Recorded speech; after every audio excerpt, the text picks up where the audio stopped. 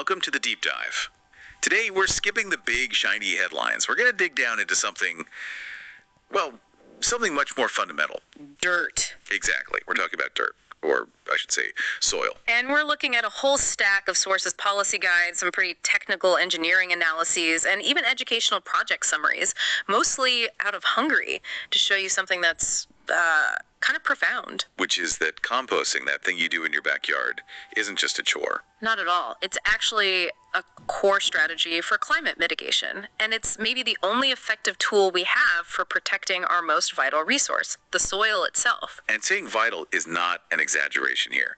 The stakes are huge. I mean, listen to this fact we pulled from the sources. It's a great one. The top 30 centimeters of soil, just the top layer, holds twice as much carbon as the entire atmosphere. Twice as much. It's the largest carbon sink on land by far. Yeah. If we mess this up, the climate crisis just gets faster. And that urgency, that brings us right to our first big topic, composting as a climate strategy, and specifically how it relates to methane. Right. Because when your kitchen scraps or yard trimmings get tossed in the trash and end up in a landfill, they don't decompose in a good way. Okay, let's unpack that, because this is where the science is so important. There's a good way for this stuff to break down and a really, really bad way. And it all comes down to air. It's about oxygen. So the good way, Yeah. that's aerobic. Exactly. Aerobic decomposition. That's what you want. It needs oxygen, so the material has to be aerated. Our sources call this korhadas, a kind of healthy rotting. It's an oxidation process, right? It is. It produces mainly CO2, some water vapor, and leaves you with that amazing, dark, nutrient-rich compost at the end. But bury that same banana peel deep inside a mountain of garbage in a landfill. And the oxygen is gone. Immediately. And that's when the bad process starts. That's the anaerobic process, the bad rot. The sources call it rothadas. It's basically fermentation, and its main byproduct is methane. Which is an incredibly potent greenhouse gas.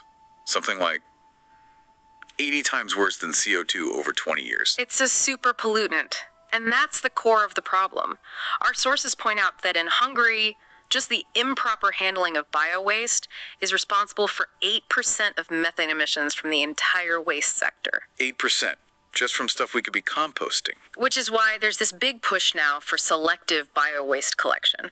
The sources mention pilot programs that started in 2024 in about 14 towns to collect kitchen and food waste separately. That's a huge shift. It is, and it creates this fantastic circular system with 3 clear benefits. It's not just about avoiding the landfill methane, which is already a huge win. Okay, so what's the first one? Well, first, you're obviously reducing that toxic load on the landfills. Second, that collected waste can go to specialized biogas plants or biogasism. And there, they actually want the anaerobic process to happen. Exactly. But they do it in a controlled tank, they capture all that biomethane and use it as a renewable energy source. So you're turning a climate hazard into clean power. What's the third benefit? The solid stuff that's left over, it's still full of nutrients. That digestate gets processed further and becomes high-quality compost, a sustainable nutrient source that our agriculture is desperate for. Which is the perfect transition. Because that compost is the solution to the other major crisis we need to talk about, the state of our soil. The crisis is urgent. Soil is finite. We can't make more of it. And the scale of the loss is just shocking. We saw a figure that Hungary's arable land shrank by over 1 million hectares between 1990 and 2019. 1 million hectares. And that's not just urban sprawl. A lot of that is good land becoming degraded, mostly from human activity. The sources really point the finger at the methods of industrial agriculture. Let's start with the chemicals. We're talking mainly about nitrogen fertilizers, things like ammonium salts and urea. They give a short-term boost, for sure, but they cause massive soil acidification over time. Yeah, does that work? They essentially burn up the soil's natural buffering agents. And this has happened so fast that now about 50% of Hungarian soils have a severe lime deficiency. They're too acidic. So the pH drops, and that hurts the microbes.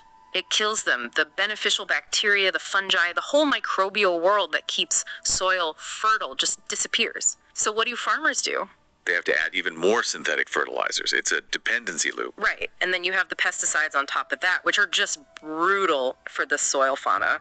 We're talking earthworms, microarthropods, the things that naturally aerate and cycle nutrients. I loved how one source put it. If the microbes are the plant's stomach, that industrial chemistry is causing perpetual digestive failure. It's a perfect analogy, and that's just the chemical damage. We also have to talk about the physical damage from heavy machinery. All those tractors compacting the soil. It's two things, really. First is pulverization, or elperisodas. The soil loses its structure, turns to dust. It can't hold water or air. And the second is compaction. Yes. That creates a rock-hard layer just below the surface. They call it the hard pan, or ecotelp. And that ecotelp is just a disaster for climate resilience, isn't it? It's a nightmare. Because when you get a heavy summer downpour, the water hits that concrete-like layer and just runs off. It can't soak in deep. Which causes two problems at once. Erosion, washing away your topsoil. And inland flooding. Yeah. Belviz. The water just sits on the surface. So the soil is physically broken, chemically exhausted, and biologically dead. It has a massive humus deficiency. Humus being the good, stable, organic stuff. The lifeblood of the soil. And this is where compost comes in. It's the antidote. It's the restoration tool. Because it provides everything, not just the big nutrients like N, P, and K. Critically, it replaces the micronutrients, iron, zinc, selenium, things that have been totally stripped out by intensive farming. The source material had another great analogy for this, called compost that bears a step for the soil. The nutrient drops. It's perfect. It's not just bulk. It's targeted medicine for the soil. You're rebuilding its entire immune system, physically and chemically. And this idea of total restoration. It brings us to what many people are now calling the future of farming, regenerative agriculture. Or in Hungarian, Talijme Gujito Gazdalkodas, SRA. It's a whole system designed to reverse all this damage and really to adapt to climate change. It's based on a few core principles, right? Like keeping the soil covered. Yes. Principle 1 is continuous soil cover. The goal is 100% cover, 365 days a year, either with living plants or with crop residue. It's like armor for the soil. It is. It protects from the sun, from wind, it reduces evaporation so you keep moisture, and it suppresses weeds. And then there's the principle of minimal soil disturbance. Which basically means stop tilling, stop plowing. When you turn the soil over, you are just destroying the entire soil food web. The sources call it microcosmos pustulasa. The destruction of the microcosm. You're tearing up fungal networks, you're killing bacteria, and you're releasing huge amounts of stored carbon into the air. SRA says let the biology, not steal, do the work. But the principle I found most fascinating was number 4. Keeping living roots in the soil all year round. This is the engine. This is everything. Those living roots are constantly pumping carbon in the form of sugars and other things they call exudates down into the soil. You're feeding the microbes. All year long. The plant is actively building soil and feeding its own support system. It's not just a passive process. We saw an incredible example of this, the CCS 779 tillage radish. It sounds like science fiction, doesn't it? It really does. But it's an amazing biological tool. It's a cover crop. And its main taproot can drill down even through that compacted ecotalp layer, sometimes up to 1.5 meters deep. It's a natural subsoiler. Exactly. And when the radish dies over the winter, its root decomposes, leaving behind these deep channels, perfect for water to infiltrate. It's natural engineering. And when you compare the results, the difference in water management between an SRA farm and a conventional one is just night and day. On a tilled field, heavy rain runs off, flooding. On an SRA field with that great structure and those root channels, the soil acts like a sponge. It can absorb huge amounts of water, holding it deep down 70 or 80 centimeters. So it prevents that Belviz, the inland flooding. It mitigates it massively, and it's not just an environmental benefit. The sources say that after a transition period, SRA is 1.7 to 2 times more profitable. Wow. Lower costs. You stop buying so much diesel because you're not tilling, your soil gets healthy, so you need far less synthetic fertilizer and pesticides, and you get more stable yields because your fields hold water better during a drought. You're replacing expensive inputs with free natural processes. That's the whole game. And this connects directly to that big global initiative, the 4 per 1,000 plan. It does. It puts some hard numbers on this potential. The initiative says if we can increase the carbon in the world's agricultural soils by just 0.4% every year, Just 4 parts per 1,000. we could significantly offset the annual increase of CO2 in the atmosphere. So what does that look like on a national scale? Well, one proponent in Hungary calculated that the country's entire annual CO2 emissions, about 47.7 million tons, could theoretically be sequestered by its farmland, with just a 0.2% carbon capture rate. Half the global target. Half. It shows that healthy soil built with compost and organic matter is one of our most powerful tools for climate repair. That's a huge vision. But we need to bring it back down to the ground. Because it all starts small, and that's where you start hitting some frustrating policy barriers. Absolutely. The great thing about local action is that anyone can do it. Home composting, yard composting.